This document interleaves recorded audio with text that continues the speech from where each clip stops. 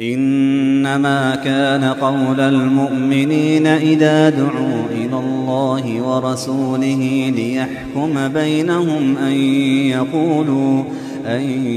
يقولوا سمعنا وأطعنا وأولئك هم المفلحون. الحمد لله رب العالمين، والعاقبة للمتقين، ولا عدوان إلا على الظالمين، والصلاة والسلام على إمام الموحدين المبعوث رحمة للعالمين وعلى آله وصحبه أجمعين. أما بعد، السلام عليكم ورحمة الله وبركاته. برادران و خواهران عزیز اهل توحید، بارك الله فيكم. بإذن الله سبحانه وتعالى این حلقه 93 از آموزش توحید است و ان شاء الله سبحانه و تعالی در این حلقه به شما یک مهمات و یک ضرورترین باب الوهیت را بیان میکنیم. بله، ما زیاده از 20 حلقه هست که در موضوع توحید الوهیت و عبادت هایی که از توحید الوهیت است و توحید الوهیت کدام وقت صحیح می شود بیان کرده ایستادیم. در حلقه های گذشته یک چند حلقه بیان نمودیم که توحید الوهیت به الولاء والبراء صحیح نخواهد شد، زیرا که الولاء والبراء این دو عبادت بزرگ است که انجام دادنش سببی صحیح شدن توحید الوهیت می شود و ترکش سببی نابود شدن توحید الوهیت می شود. حالا باشد به شما بیان می کنیم که این چنین یک عبادت بزرگ وجود دارد و یک عمل بزرگ وجود دارد که این حکم است. حکم به توحید الوهیت داخل می شود. حکم نمودن به حکم الله و رسول، حکم نمودن به شریعت، حکم نمودن به قانون و کانستیتوسی الله و رسولش صلی الله علیه و سلم، میگیم شریعت، دین، این از توحید الوهیت است. بله، حکمی بما انزل الله، حکمی که الله نازل کرده است، داخل می شود به توحید الوهیت و از توحید الوهیت است. پابرجا بودن به امر الله، عمل نمودن به شریعت الله، این از توحید است. زیرا که حکم، امر، تشریع، قانون برآوردن، دین ساختن، این همه از خصوصیت ترین، یکی از خاصترین صفتهای الله سبحانه و تعالی هست که تنها خودش این عملها را انجام میده. یعنی حکم از آن کیست؟ خاص از آن الله هست. امر از آن کیست؟ خاص از آن الله هست.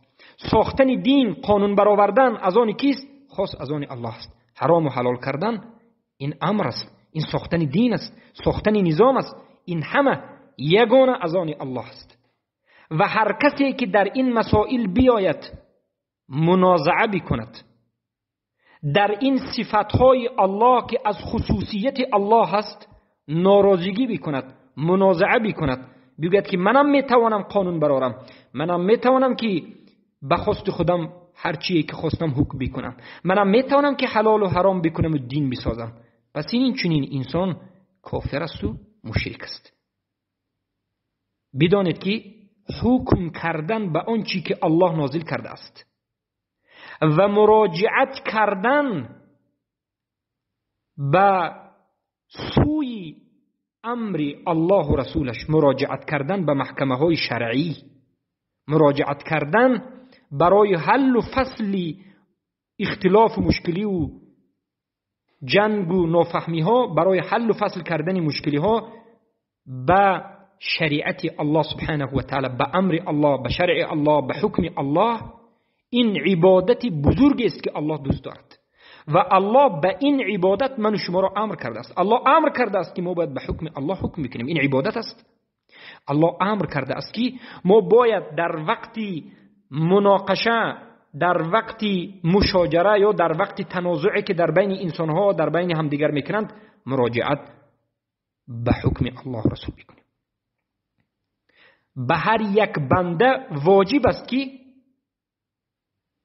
الله سبحانه و تعالی را یگانه داند در حکم و یگانه داند در تحاکم. تحاکم چی؟ یعنی مراجعت کردن به سوی شریعت. پس هر یک بنده که خود را مسلمان میگوید به او فرض عین است که برای حل و فصل کردن مشکلی هایش مراجعت نماید. تحاکم یعنی مراجعت کردن، مراجعت نماید به سوی الله عز و جل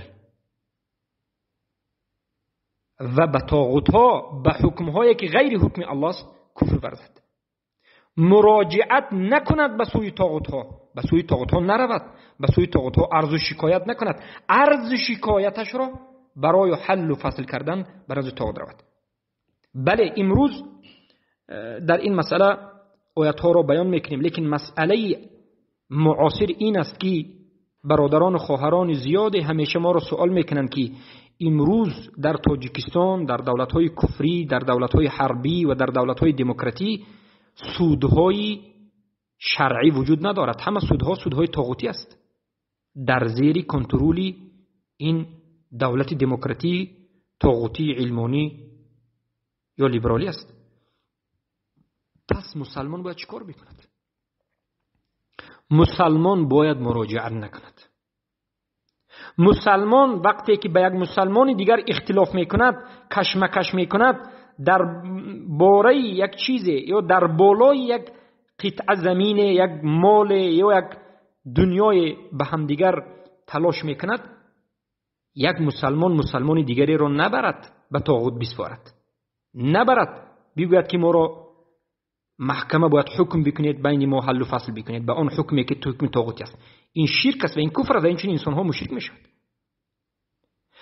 البته وقتی که یک کافر هم به شما کمی ضرر رسانید، انسان نباید مراجعت به محکمه طاغوتی بکند. اگر توانید مراجعت به برادرهای مسلمان کنید، مراجعت به امامهای اهل سنت بکنید که با قرآن و به سنت رسول الله صلی الله علیه و سلم این مسئله را حل کنند. اما وقتی که نتوانستید مراجعت نمیکنید، آیا ضرر میکنید؟ بله ضرر میکنید. آیا یک قسمی از دنیای شما، مبلغ شما میرود؟ بله میرود. از همین جهت شیخ سلیمان السحمان در کتاب الدرر السنیه میگویند که ای امت اسلام، میگند اگر دنیایت به تمامش نابود شد و تو را دعوت به سوی حکم طاغوت کردند، عرضه نکن، یعنی نرو، که این شرک اکبر است. اما مسئله اینجاست که شیخ علی خدیر بن الخدیر، شیخ خالد المرد الغامدی و شیخ سلیمان العلوان و دیگر از علما میگند وقتی که انسان در حالت اکراه است، این به اجماع علما است، وقتی که انسان به اکراه واقع می شود و به سبب اکراه به این سودهای کفری می رود،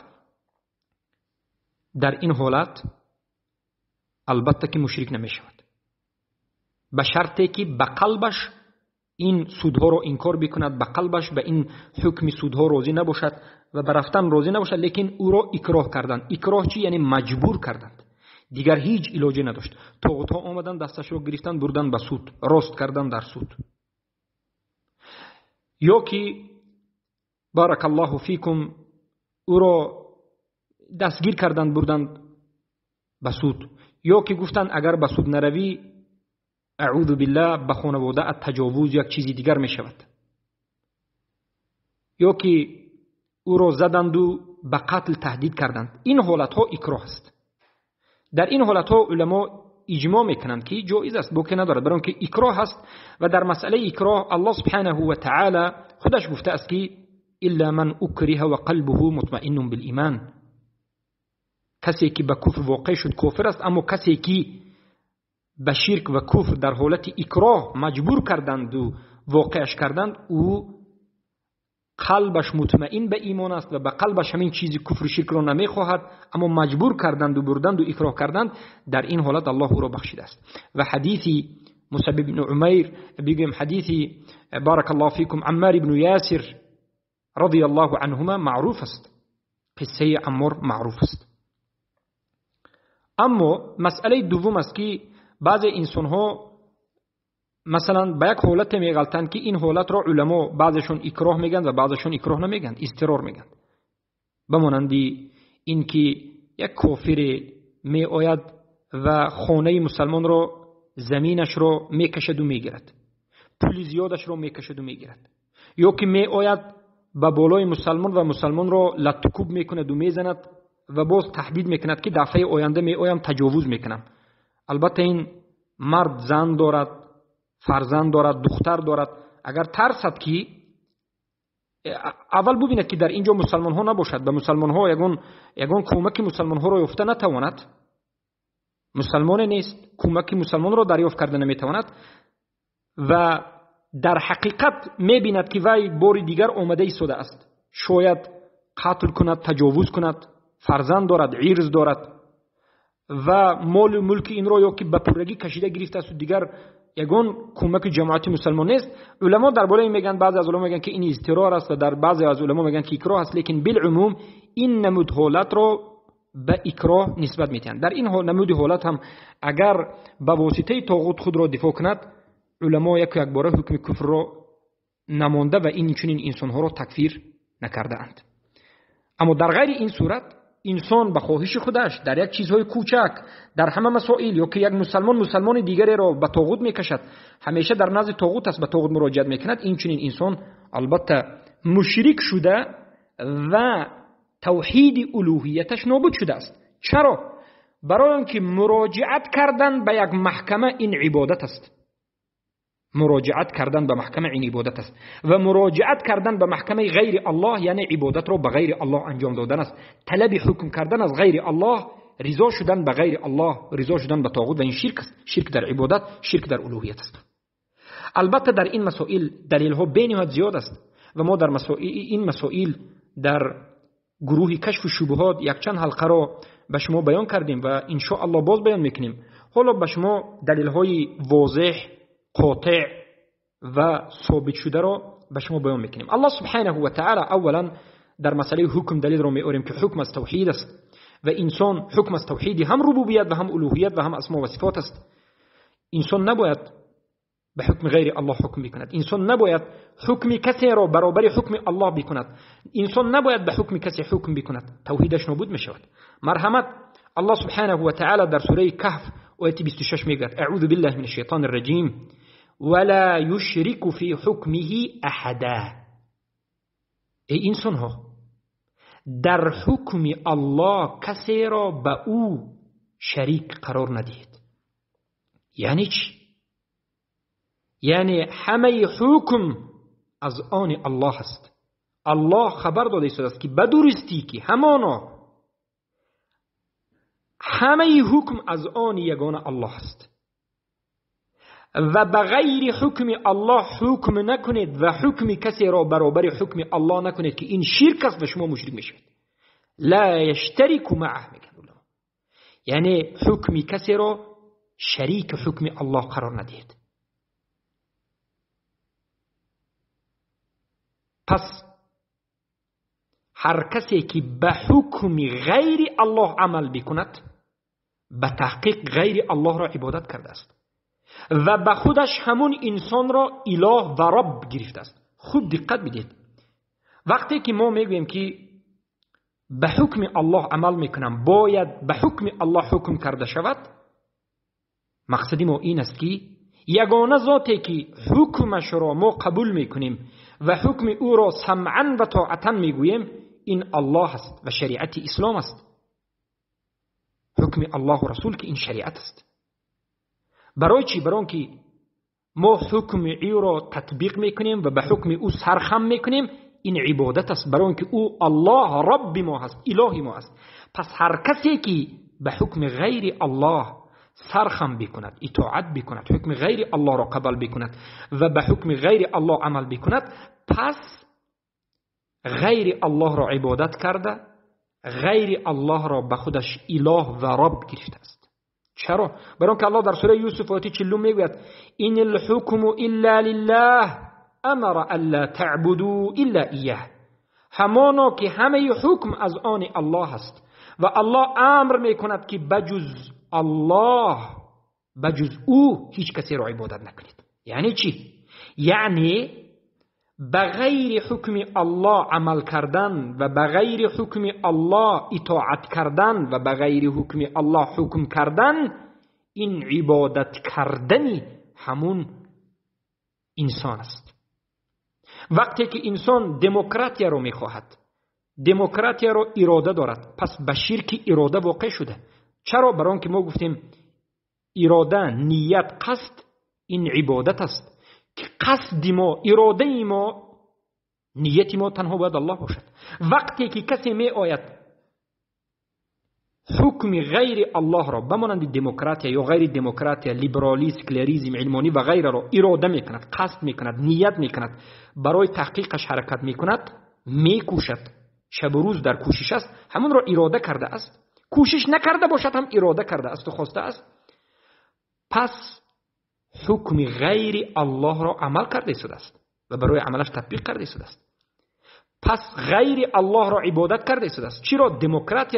دموکراتیا رو که ساخته کفار را، شیطان را بالخصوص، برای آنکه این دموکراتیا رئیس شیطان است و به خودش همین دین جدید دموکراتی را اله گرفته و رب گرفته است.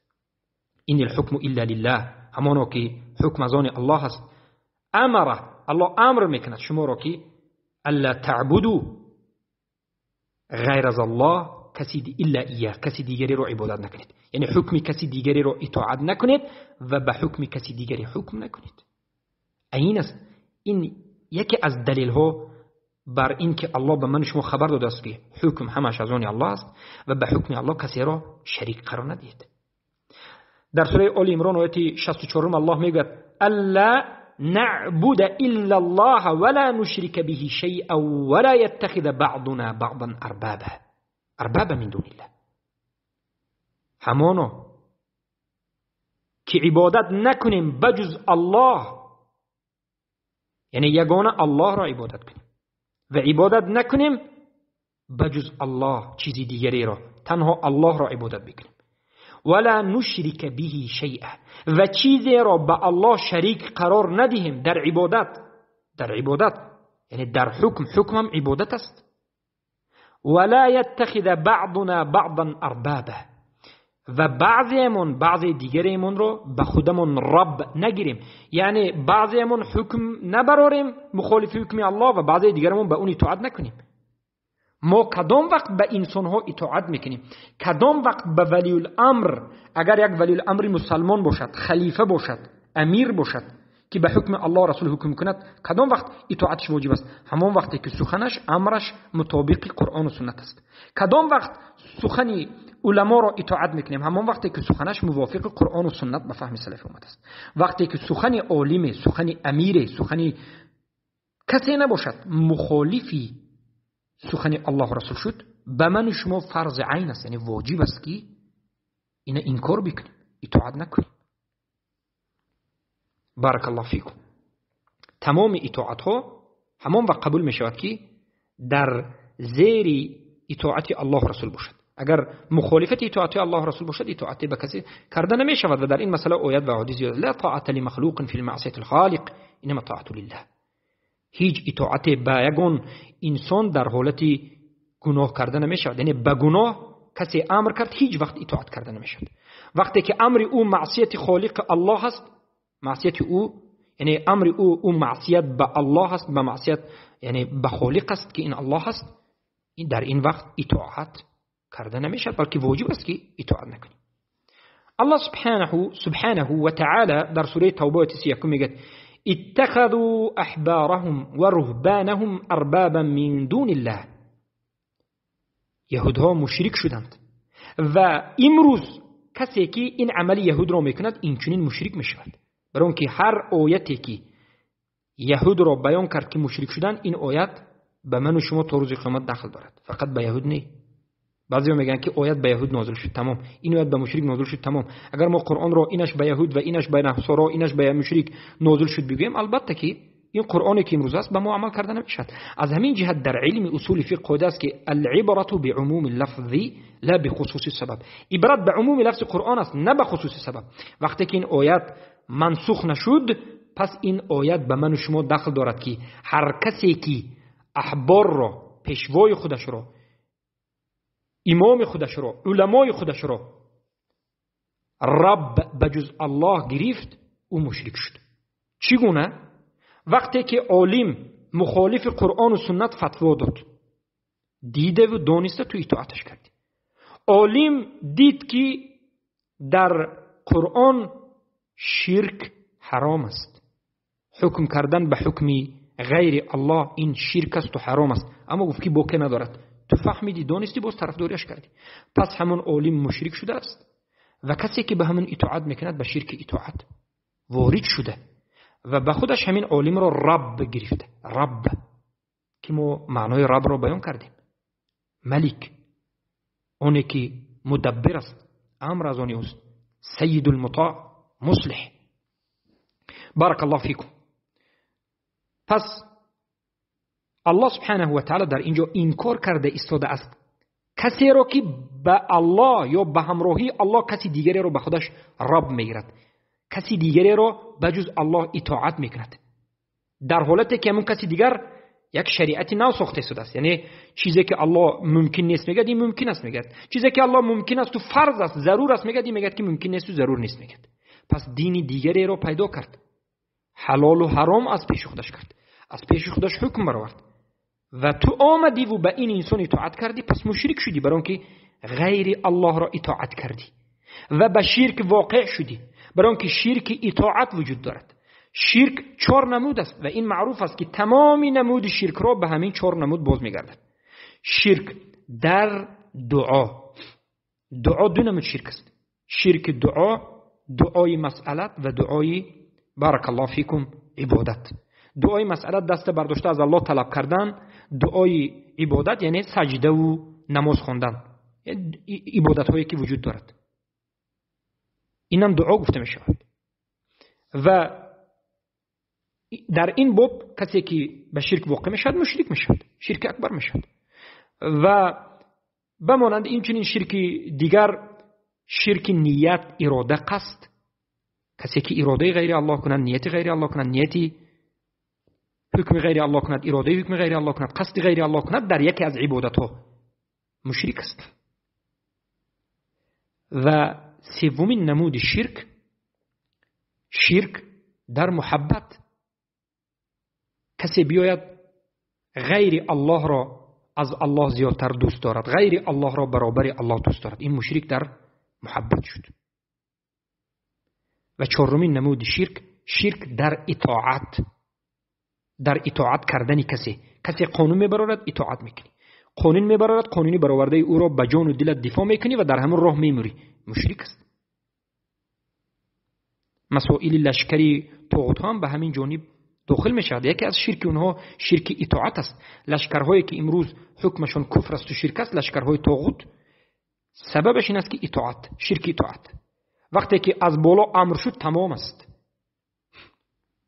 ضد توحید مبارزه میبرد، میگویی که آخر تو خودت را مسلمان میگویی، ای عسکری، ای لشکر، تو خودت را مسلمان میگویی، چگونه ضد توحید مبارزه میبری؟ میگد که این امر از بالا است، من هیچ دخل ندارم. یعنی میگد که من موحدم، من مسلمانم، لیکن امر که از بالا آمد تمام. وقتی که امر طاغوت آمد، امر الله یگان ذره نظر کرده نمیشه. پس این مشرک است یا نیست؟ بله، مشرک در اطاعت است. انا از همین جد لشکرها مشرک میشن. و البته جانبای دیگریش وجود دارد. شرک در اطاعت، شرک در حکم، شرک در تحاکم، شرک در تشریع، این همه شرک ها وجود دارد. پس برادرم احتیاط باش، خواهرم احتیاط باش.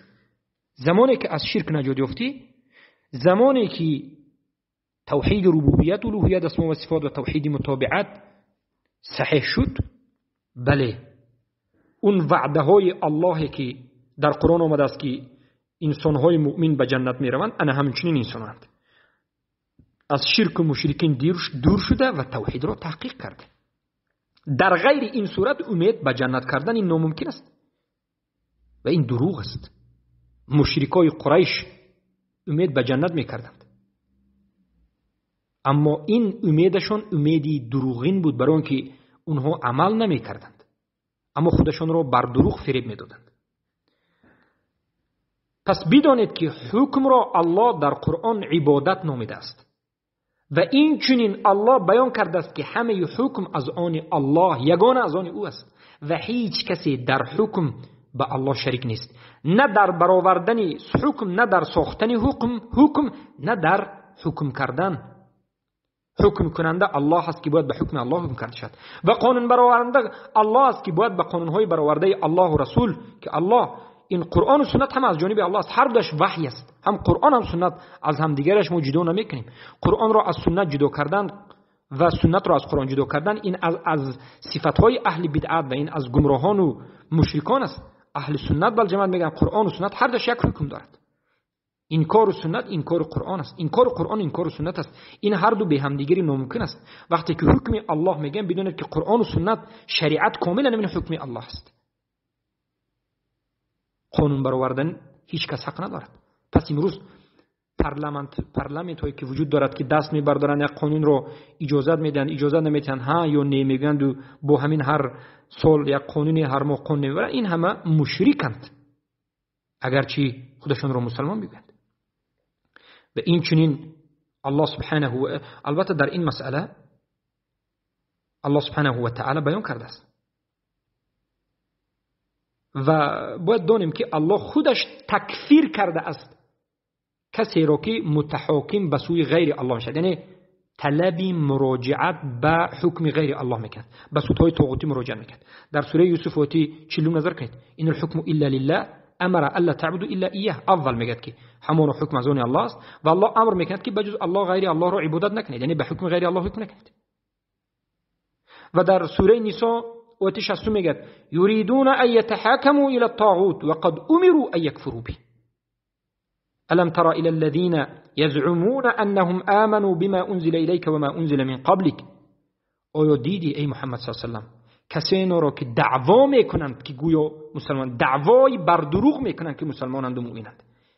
در اینجا یزعمون آمده است. کلمه یزعمون در زمان عربی زعم یزعمون یعنی بر دروغ دعوا کردن، یعنی کسهای وجود دارند که ای محمد صلی الله علیه و سلم بر دروغ دعوای ایمان میکنند. اونها دروغگویانند، دعوایشون ایمان است اما در اصل اینها کافرند. چرا؟ برای آنکه یریدون ان یتحاکموا الی الطاغوت، اینها اراده دارند، میخواهند که تحاکم کنند، مراجعت به محکمه های طاغوتی کنند.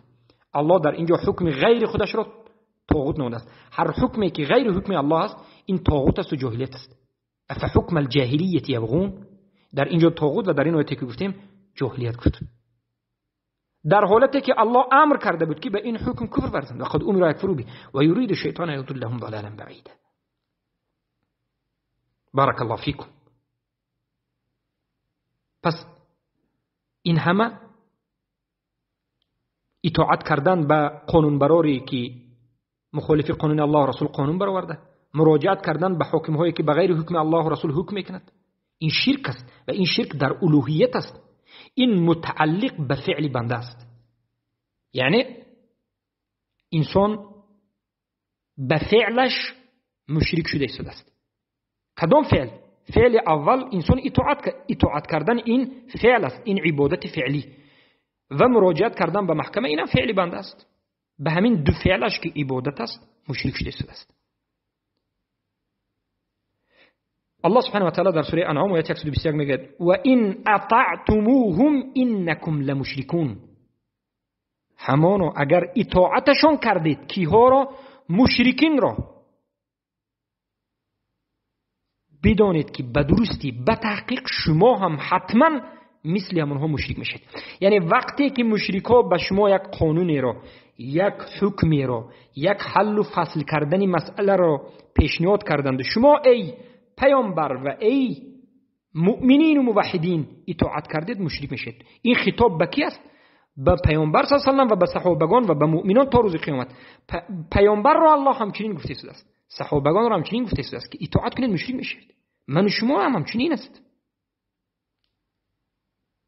و این چنین الله سبحانه و تعالی ایمان را نفی کرده است از کسانی که به حکم شریعت الله حکم نمی کنند.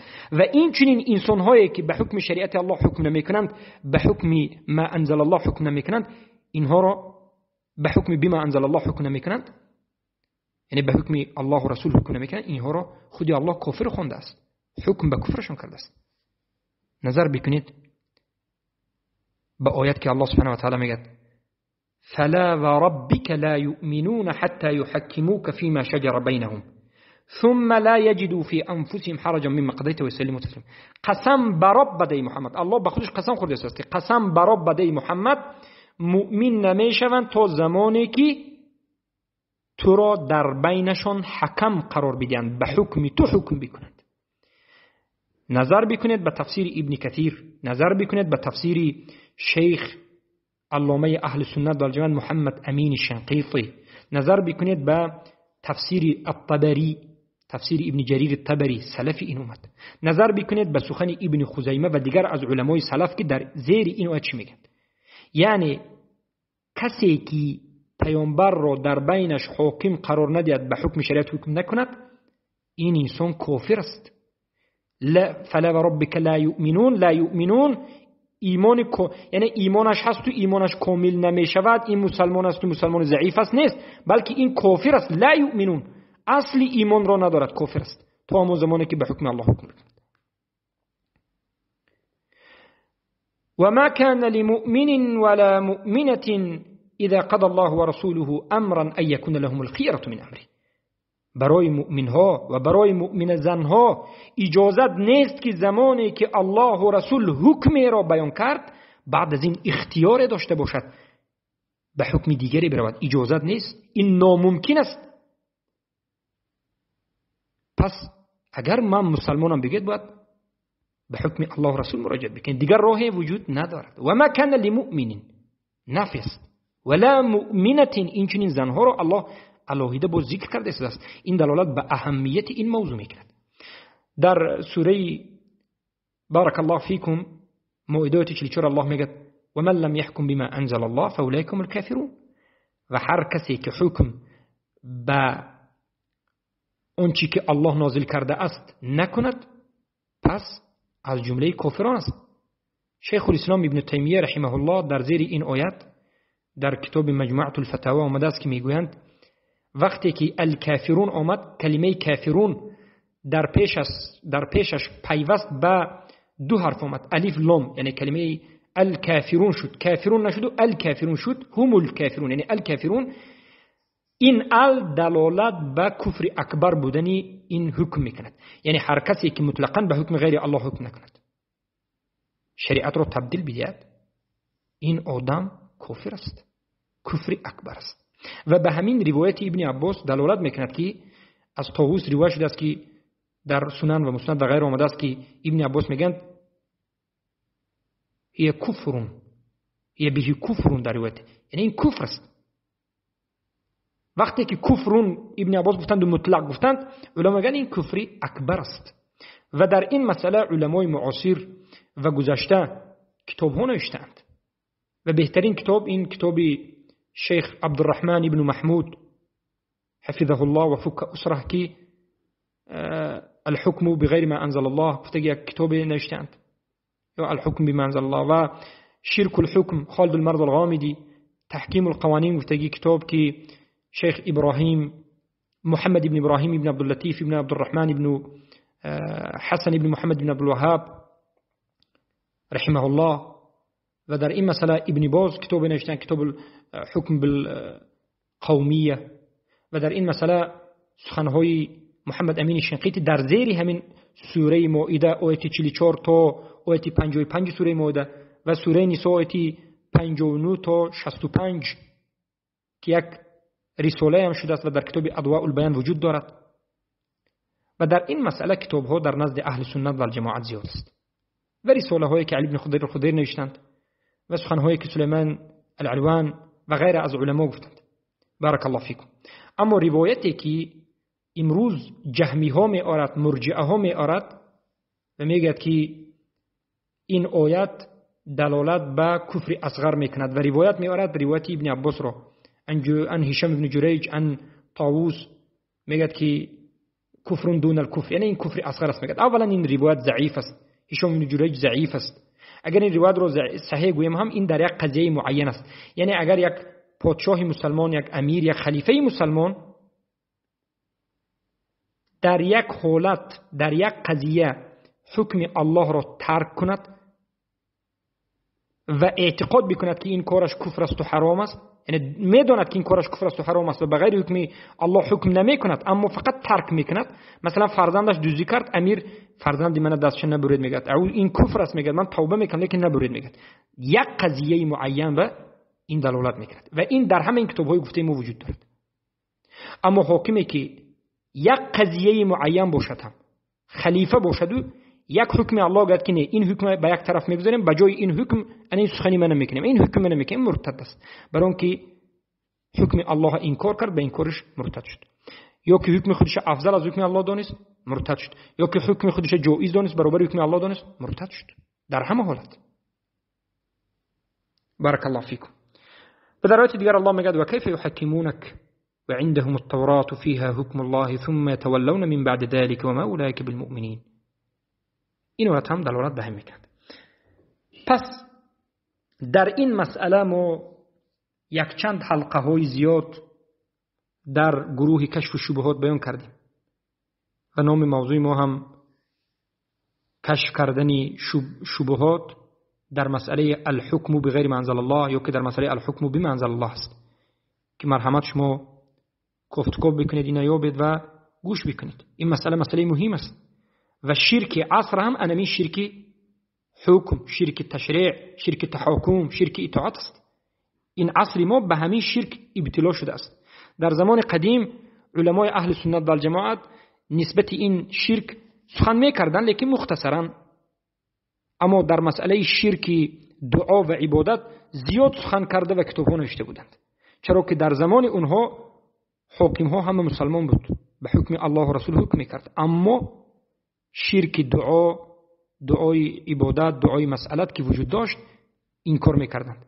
این زمان ما ببینید مکان نیست که به حکم الله و رسول حکم بکند و یک جماعت هم برآمده است خسارت زده، مدخلی ها، جامی ها، مرجعه ها، این چون اشعری ماتریدی و این چون این حزبی ها که اینا میگن به حکم غیر الله حکم کردن باکی ندارد. این جهمی مدخلی ها حاکمایی که مرتد است اینا ولی الامر میگن. حزبی ها باشد علمانی لیبرالی را اسلام میدانند و هیچ یعنی مخالفتی به اسلام نمیدانند. از همین جهت هر کسی که در مسئله حکم، تشریع، تحاکم توحید را نداشته باشد توحید الوهیتش صحیح نمیشه. همان وقت توحید الوهیت صحیح میشود که مسئله اطاعت تنها از الله اطاعت کرده شود، مسئله حکم تنها به حکم الله حکم کرده شود، مسئله تشریع تنها به حکم الله حکم یعنی قانون برآورده شود و قانون الله ذکر کرده شود و هیچ قانون برآورده به جز الله نیست و هیچ کسی حق ندارد که قانون برآورد و مسئله تحاکم مراجعت کردن به محکمه تنها به الله باشد. هر کسی که مخالف همین شد این توحید الوهیتش صحیح نیست. بارک الله فیکم و حیاکم الله و بیاکم. با همین این حلقه رو به پایان میرسونیم و باذن الله در حلقه آینده باز یعنی عمل‌هایی که از توحید الوهیت است و توحید الوهیت به این عمل‌ها سعی نمی‌شود به شما بیان خواهیم کرد. بارک الله فیکم.